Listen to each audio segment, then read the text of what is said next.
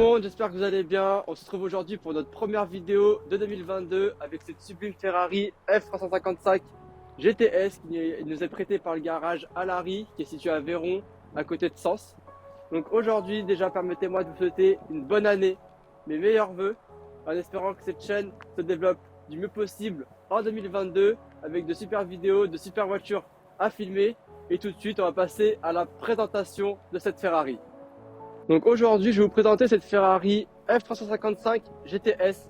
Pourquoi GTS? Parce qu'il faut savoir que dans les 355, il y a trois versions. Il y a la version berlinette, c'est-à-dire avec le toit rigide. Il y a la version Spider, donc la version décapotable avec le toit qui est en toile. Et la version GTS, qui est un mix entre le Spider et la berlinette, donc avec une possibilité d'ouverture du toit uniquement au-dessus du passager. Un peu comme sur une Porsche 911 Targa, c'est exactement le même principe d'ouverture. Donc, il faut savoir que cette Ferrari, c'est une Ferrari F355 en phase 1. C'est-à-dire qu'elle est sortie en 1994. On peut la reconnaître notamment grâce à son volant à 3 branches. Elle a aussi été dessinée par le célèbre designer Pininfarina. Et il faut savoir aussi que cette voiture-là a la particularité d'être complètement d'origine. Elle a encore la peinture d'origine, donc le fameux Ferrari rouge Rosso Corsa. Elle a aussi une petite particularité, c'est qu'à l'arrière, elle n'a pas la grille de la Challenge. Donc la Challenge, la grille, c'est une grille en fait qui est noire au niveau des feux arrière et c'est une grille qui est un peu plus avec un côté sportif. Celle-ci, elle est vraiment dans une finition très élégante. Il faut aussi savoir que au niveau des jantes, sur les F355, il y a qu'un type de jantes, c'est celle-ci. Toutes sortes d'autres jantes que vous pourrez être amené à voir sur d'autres modèles 355 sont des jantes qui ont été modifiées, mais ce ne sont pas des jantes d'origine. Il faut aussi savoir que la voiture a la particularité d'avoir les phares à l'avant en pop-up. Donc c'est-à-dire que c'est comme sur la F40, c'est les phares qui se lèvent, qui sortent du capot avant. Et personnellement, je trouve que ça donne un look vraiment magnifique à cette voiture et c'est vraiment un look très authentique.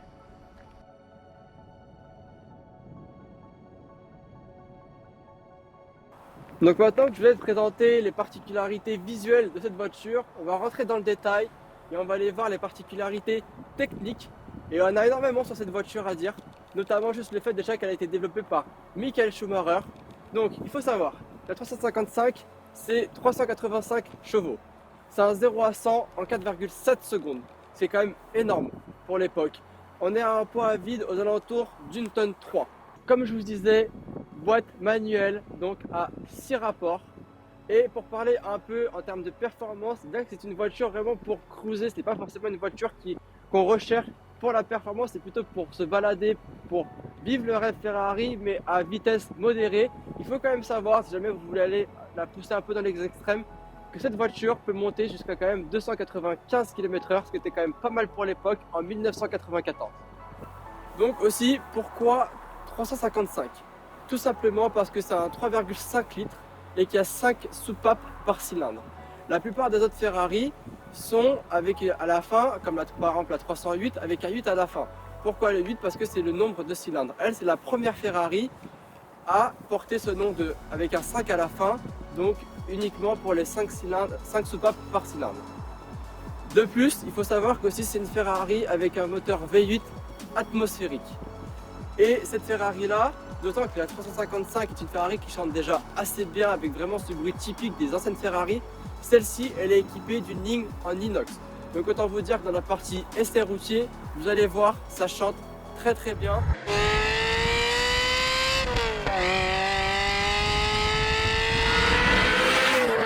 Il faut aussi savoir que cette Ferrari, elle a la particularité extraordinaire d'être équipée de la fameuse boîte mécanique avec la grille en H. Donc la fameuse boîte Ferrari, la vraie. Il faut aussi savoir que, donc, comme je vous disais, cette Ferrari-là a été développée dans des années de construction par Michael Schumacher. Et il y a une autre version sur cette Ferrari qui est avec la finition en boîte F1. La boîte F1, il faut savoir qu'elle n'est pas du tout fiable, mais ça reste quand même une boîte. Et c'est la première boîte chez Ferrari qui a été développée auprès de la Formule 1 pour être ensuite mis sur une voiture de série. Il faut savoir que cette Ferrari-là, elle est équipée d'un freinage à disque ventilé. C'est pas des céramiques, c'est pas des disques percés, mais autant vous dire que ça freine quand même très très bien. Maintenant, il faut aussi savoir que cette Ferrari là est l'une des Ferrari, voire si ce n'est la Ferrari, à part dans les Ferrari modernes, une des Ferrari en tout cas les plus chères à entretenir. Il faut compter à peu près un budget de 7 à 10 000 euros annuels pour tout ce qui est les révisions. Et il faut aussi savoir que c'est une voiture qui est extrêmement capricieuse. Ça veut dire que si un jour vous tombez en panne avec cette Ferrari là, il ne faudra pas s'étonner. Ce n'est pas forcément grave, il faut juste prévoir aussi les dépenses qui vont avec cette voiture. Il faut savoir une chose, je vous mets au défi, sans aller regarder Wikipédia, de trouver la batterie sur cette voiture. Donc là, vous pouvez mettre la vidéo sur pause, aller regarder et essayer de trouver. Maintenant, moi je vais vous dire où est-ce que se situe la batterie et surtout si par exemple vous tombez en panne de batterie, comment faire pour repartir. Il faut savoir que la batterie ne se situe pas dans le moteur ni dans le coffre à l'avant. La batterie, elle se situe au niveau de la roue avant droite, derrière le garde-boue. Ça veut dire que pour accéder à la batterie, vous devez soulever la voiture sur un cric, démonter la roue et ensuite dévisser pour ouvrir le garde-boue et avoir accès à la batterie. Donc autant vous dire que vous laissez la clé sur le contact et que vous n'avez plus de batterie, bon courage. Donc maintenant, vous connaissez tous les petits secrets de cette voiture. On va aller rouler, on va aller vous faire vivre l'expérience Ferrari F355 GTS et surtout vous faire écouter cette mélodie qui est juste irrésistible.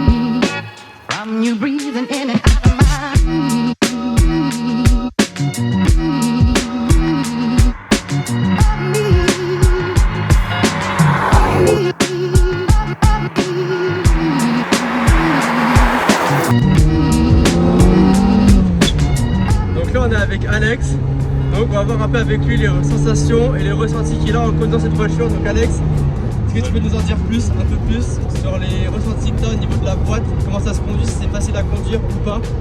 C'est une voiture qui est assez rustique, avec la direction assistée, mais c'est une boîte encore manuelle 6 rapports, qui est, comment dire, rustique.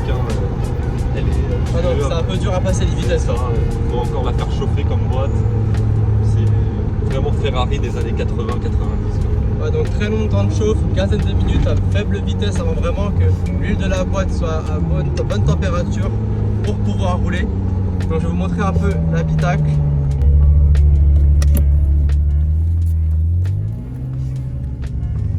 Voilà l'ambiance à l'intérieur.